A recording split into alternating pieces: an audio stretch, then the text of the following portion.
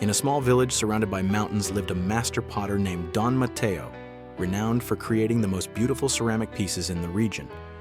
His vases and plates were so perfect that many claimed they seemed to be made by divine hands. One day, a young apprentice named Tomás arrived at his workshop, dreaming of becoming a great potter. "Teach me how to make perfect vases like yours, master," said Tomás enthusiastically on his first day. Don Mateo smiled and led him to the pottery wheel. "Don't worry about the vase, worry about your hands. The rest will follow." Tomás didn't fully understand, but he nodded. Day after day, he practiced molding the clay. However, each time he tried to make a vase, he grew frustrated because it never turned out like Don Mateo's. One was too wide, another leaned to one side, and some even broke before they were finished.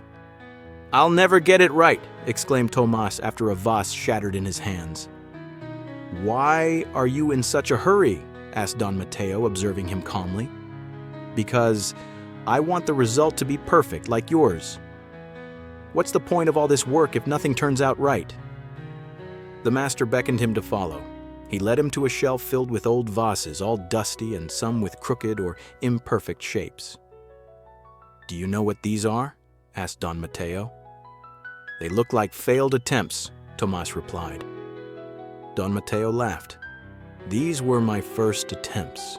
They all came out wrong, but each one taught me something. How to move my hands, how to work with the clay, and how to listen to the wheel. If I had only cared about the final result, I would never have learned anything." Tomás looked at the vases and then at the master, who continued, "The result is just the trace of your process.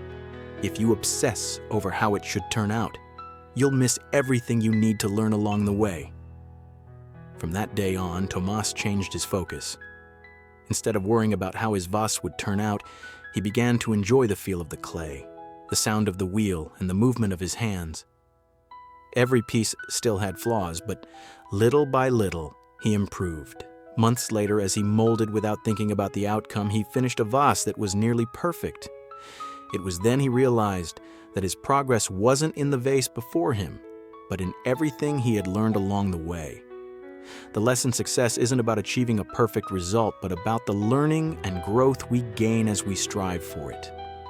When we stop obsessing over the end and focus on the process, we find the true value of effort